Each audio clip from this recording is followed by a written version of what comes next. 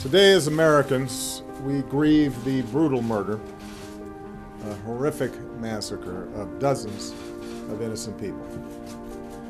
We pray for their families who are grasping for answers with broken hearts. We stand with the people of Orlando who have endured a terrible attack on their city.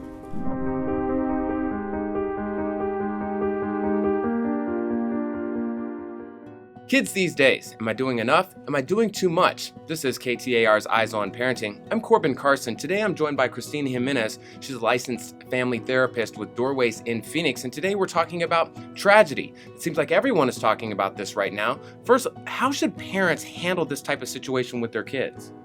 I think it's important for parents to directly have the conversation with their children.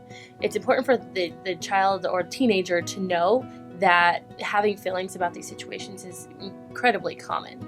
I think also too, parents need to just allow their child to vent so they can really understand how what their perceptions are and how they're conceptualizing the information. So I think that any tragedy, you need to sit down and say, hey, did you hear about what happened today? How do you feel about it? Now, if they didn't hear about something, then give them enough information to know what's going on. And if obviously they're not going to have a feeling about it, but you want to kind of just open that dialogue on anything, whether it's bullying at school or a major tragedy to our nation. You want to make sure that they're processing and getting it out. All right, kind of find out what they know, right? Exactly. Yeah. And the best way to do that, I think, too, is to say, I want to talk about how you feel. And then at the end, I want you to ask me questions. Answer their questions with enough detail so that they feel safe, but also don't add too much detail where the fear just gets worse. The nation is mourning. As parents, how do we get our kids to feel safe again in general? I think the conversation needs to last beyond, the initial event. You check in with them, you're paying attention to their behaviors, you're making sure that they're processing whatever they're hearing from their friends or hearing on the news. First and foremost, just allowing them to make sense of the situation and organizing the information.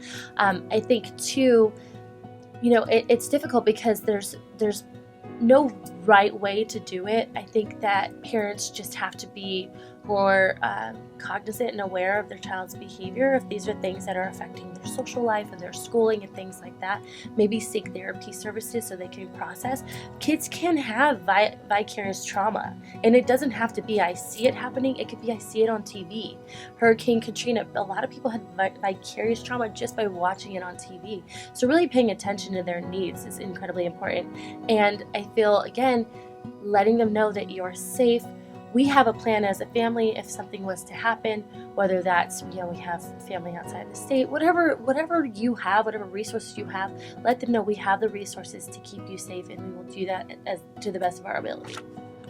I know for myself, for my 15-year-old, conversation has come up, especially in an existential kind of way, about what does all this mean? How do we really explain to our children, why did something like this happen? How do we even approach that subject? I think you are real with them and you say, I don't know if you really don't know. But what I do know is I don't like it, and this is how I feel about it. Some of these things that happen in our world, we don't have the answers to, or we can use maybe our value system or spirituality to help answer that question.